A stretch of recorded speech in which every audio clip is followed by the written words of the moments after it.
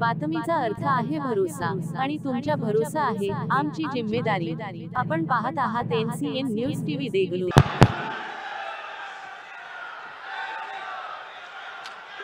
ये मीडिया वाले सेट कर बैठ जाइए जरा प्लीज।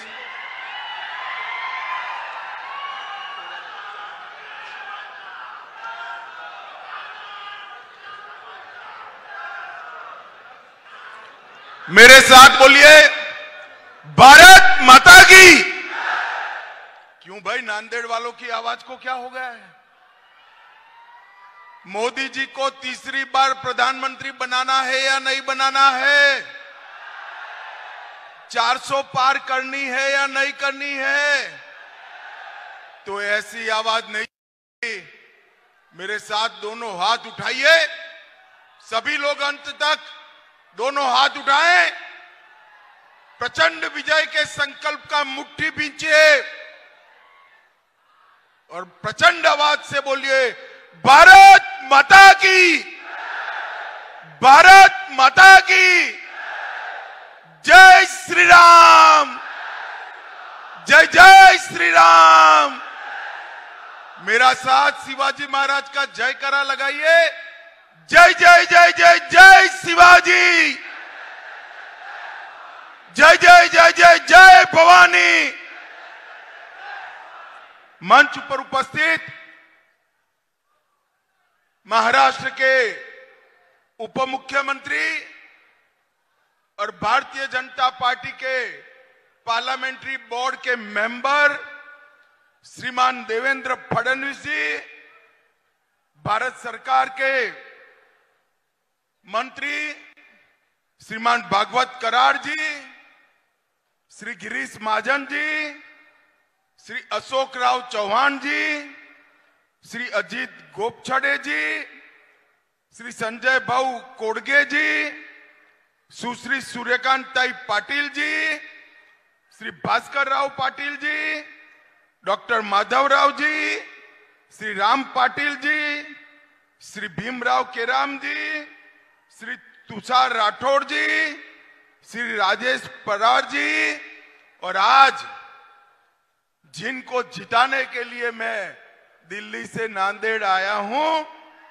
ऐसे हमारे लोकप्रिय सांसद, आगे आओ प्रताप राव पाटिल जी के लिए जोर से ताली बजाइए सभी लोग।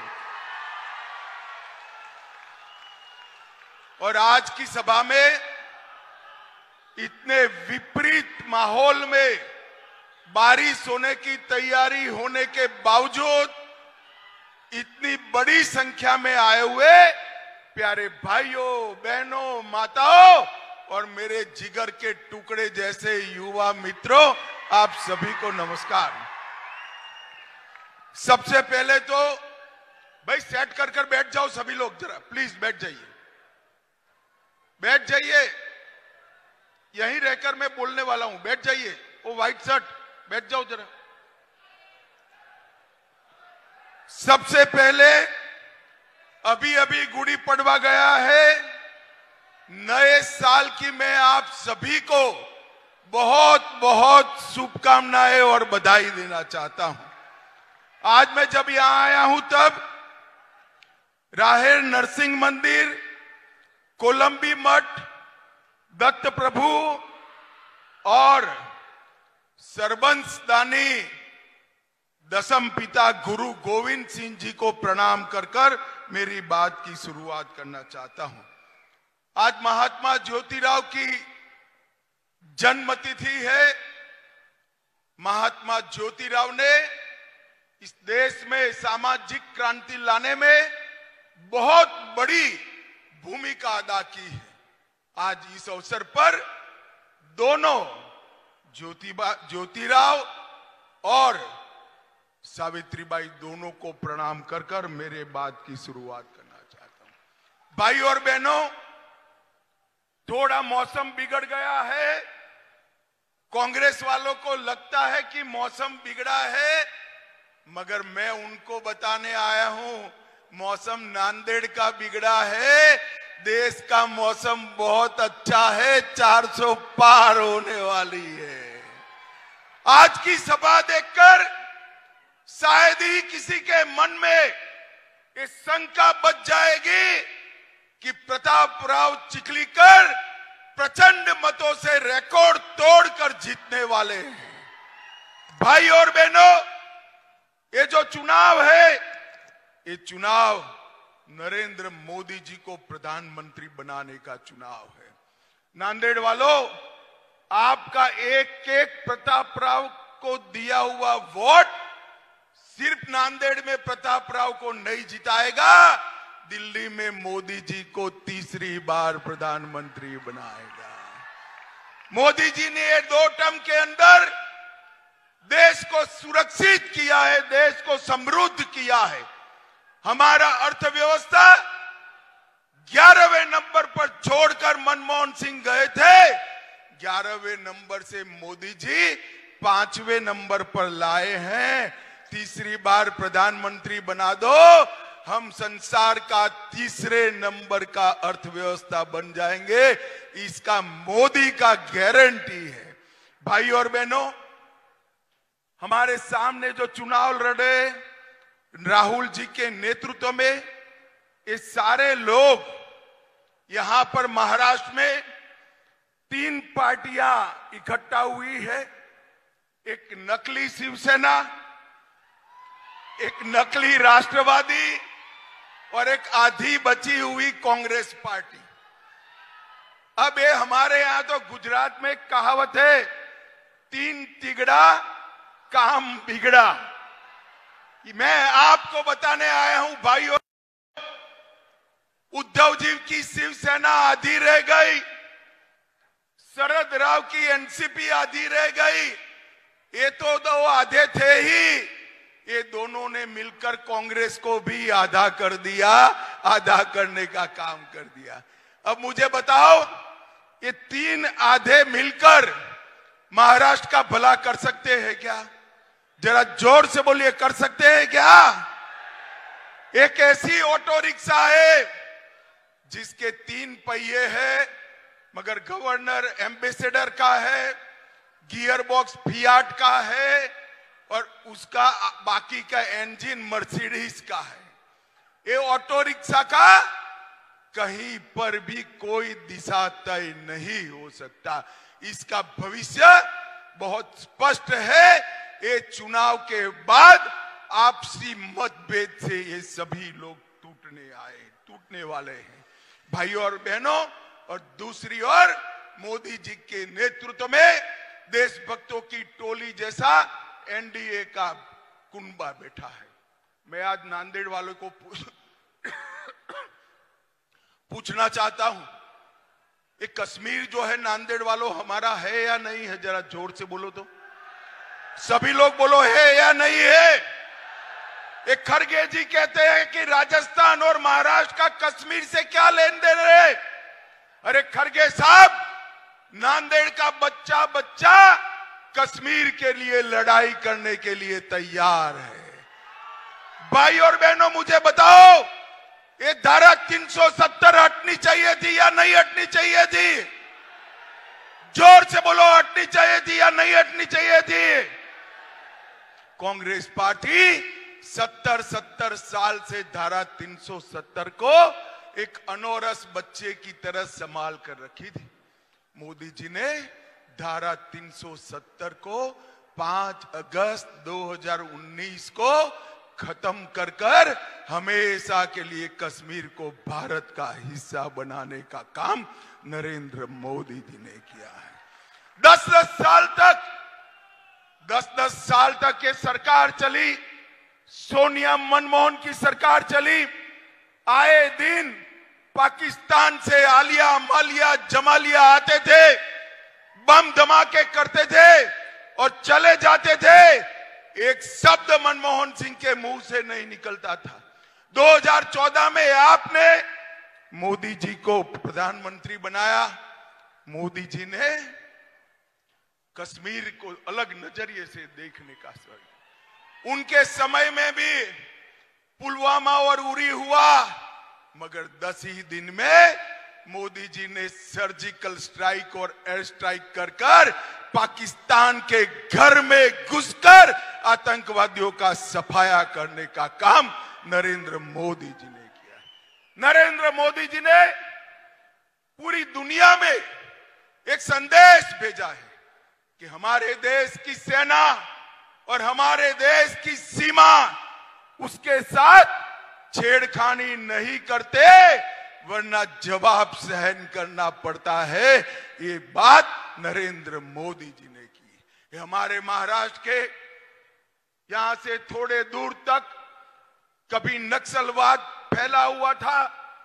मोदी जी के 10 साल में महाराष्ट्र, बिहार, झारखंड, ओडिशा, तेलंगाना और आंध्र प्रदेश, ये सभी राज्यों से नक्सलवाद को उखाड़कर फेंकने का काम ये भारतीय जनता पार्टी की सरकार ने किया। मुझे नांदेड़ वालों बताओ जरा, राम मंदिर बनना चाहिए था या नहीं बनना चाहिए था? जोर से बोलो जरा, बनना चाहिए था या नहीं बनना चाहिए था? 70 साल से एक कांग्रेस पार्टी राम मंदिर को अटका कर बैठी थी। नरेंद्र मोदी जी ने 1924 के बीच में 5 ही साल में जजमेंट भी आया, भूमि पूजन भी हुआ और 22 जनवरी को रामलल्ला का प्राण प्रतिष्ठा भी करने का काम समाप्त हो गया। और 500 साल के बाद पहली बार रामलल्ला 17 तारीख को रामनवमी के दिन अपना बर्थडे भव्य मंदिर में बनाएंगे, टेंट में नहीं बनाएंगे। और कांग्रेस पार्टी, आपने तो बनाया नहीं, ये तो मैं समझ सकता हूं, आपको अपनी वोट बैंक का डर है, परंतु जब आपको निमंत्रण मिला रामलल्ला के प्राण प्रतिष्ठा का, आप वहां पर भी नहीं गए। और जो लोग जाना चाहते थे उनको कांग्रेस पार्टी से निकालने का काम एक कांग्रेस पार्टी ने किया है। भाइयों और बहनों, ये लोग देश का सम्मान नहीं सोच सकते। मोदी जी ने काशी विश्वनाथ कॉरिडोर बनाया, करतारपुर कॉरिडोर बनाया, सोमनाथ का मंदिर सोने का बन रहा है, वहां का मंदिर भी पुनर्स्थापित किया। 450 साल के बाद हमारे सभी मान बिंदुओं की सुरक्षा करने का काम नरेंद्र मोदी जी ने किया है। भाइयों और बहनों, आज मैं यहां आया हूं तब शरद राव जी को पूछना चाहता हूं कि शरद राव जी, एक बात बताइए, 10 साल तक सोनिया मनमोहन सरकार के आप कर्ता धर्ता थे, 10 साल तक आपने महाराष्ट्र को क्या दिया? नांदेड़ वालों, हिसाब मांगना चाहिए या नहीं मांगना चाहिए? जरा जोर से बोलो, मांगना चाहिए नहीं मांगना चाहिए? उनको देना चाहिए या नहीं देना चाहिए? वो नहीं देंगे, मगर मैं आज देकर जाता हूं। 10 साल में उन्होंने महाराष्ट्र को 1,91,000 करोड़ रुपया दिया था और 1,91,000 करोड़ के सामने नरेंद्र मोदी जी के 10 साल में 7,15,000 करोड़ रुपया महाराष्ट्र को देने का काम नरेंद्र मोदी जी ने किया है। इसके अलावा इंफ्रास्ट्रक्चर के विकास के लिए 3,90,000 करोड़ अलग से दिया, 75,000 करोड़ रुपया नेशनल हाईवे के लिए, 2,10,000 करोड़ रुपया रेलवे के लिए, 4,000 करोड़ रुपया एयरपोर्ट के लिए और 1,00,000 करोड़ रुपया स्पेशल इंफ्रास्ट्रक्चर प्रोजेक्ट के लिए देने का काम नरेंद्र मोदी जी ने किया है। मित्रों, उद्धव ठाकरे, शरद पवार और कांग्रेस पार्टी की मंडली महाराष्ट्र का विकास नहीं कर सकती। महाराष्ट्र का विकास नरेंद्र मोदी जी, एकनाथ शिंदे जी और देवेंद्र फडणवीस ही कर सकते हैं और कोई नहीं कर सकता। भाइयों और बहनों, नरेंद्र मोदी जी ने नरेंद्र मोदी जी ने इस 10 साल के अंदर ढेर सारे गरीब कल्याण के काम किए हैं। गरीबों के लिए सिर्फ और सिर्फ महाराष्ट्र में 1,16,00,000 किसानों को किसान सम्मान निधि देने का काम किया। 1,20,00,000 घरों में नल से जल पहुंचाया। 1 करोड़ लाभार्थियों को 5 लाख तक का पूरा खर्चा आज आयुष्मान भारत योजना से मोदी जी उठा रहे हैं। 70 लाख से ज्यादा शौचालय बनाए। 7 करोड़ गरीबों को कोरोना आया तब से प्रति माह प्रति व्यक्ति 5 किलो अनाज फ्री ऑफ कॉस्ट देने का काम नरेंद्र मोदी जी कर रहे हैं। 51 लाख गरीब बहनों को उज्ज्वला का कनेक्शन दिया। 20 लाख घर दिए। नागपुर में एम्स दिया। IIT नागपुर में दिया। IIIT पुणे में दिया और नागपुर में IIM भी देने का काम नरेंद्र मोदी जी ने किया है। भाई और बहनों, शरद पवार जी इतने साल यहां से इतने दिग्गज नेता रहे मगर महाराष्ट्र का विकास नहीं कर पाए। महाराष्ट्र का किसान हो, गरीब हो, युवा हो, महिला हो, ये सभी का सर्वांगीण विकास करने का काम अगर कोई कर सकता है तो केवल और केवल नरेंद्र मोदी जी कर सकते हैं और कोई नहीं कर सकता। भाई और बहनों, नांदेड़ की मैं बात करता हूं। 300 किलोमीटर लंबा राजमार्ग नांदेड़ जिला में बना। नांदेड़ हवाई अड्डे को फिर से चालू किया। मुंबई नागपुर बाला साहब ठाकरे महाराष्ट्र समृद्धि एक्सप्रेस के साथ जालना नांदेड़ एक्सप्रेसवे बनाकर जोड़ने की मंजूरी दी। 86,000 करोड़ की लागत से नागपुर गोवा शक्तिपीठ एक्सप्रेस बनाया। 12,000 करोड़ की लागत से कृष्णा मराठवाड़ा सिंचाई योजना को अप्रूव किया और 2300 करोड़ की लागत से बाढ़ प्रबंधन का काम भी नरेंद्र मोदी सरकार ने किया। और जोर से ताली लगाना, औरंगाबाद का नाम संभाजी नगर करने का काम भी भारतीय जनता पार्टी ने किया। उस्मानाबाद का नाम धाराशिव करने का काम भारतीय जनता पार्टी ने किया। और स्थिति देखिए, बाला साहब मांग करते थे कि इसका नाम संभाजी नगर हो।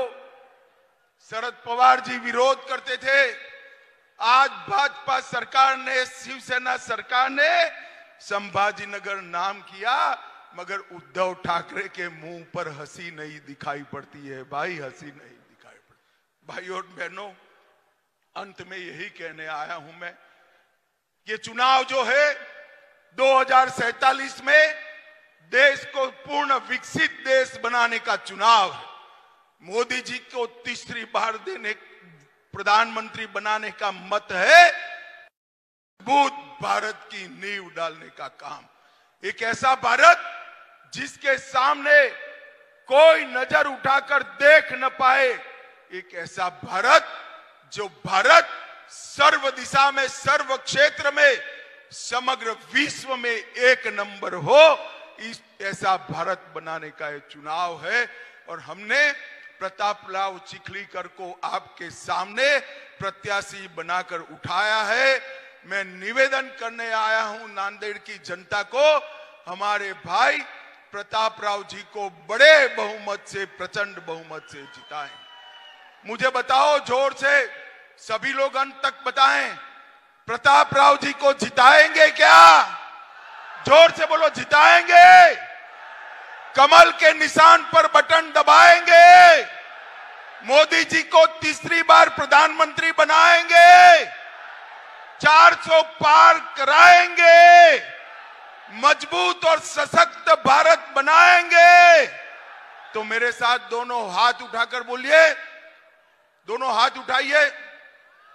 मुट्ठी भींचिए और प्रचंड आवाज से बोलिए, भारत माता की, भारत माता की जय श्री राम, जय जय श्री राम। श्रावण पाटील भिलवंडे यांना विनंती करतो त्यांनी सभेचं आभार प्रदर्शन करावं।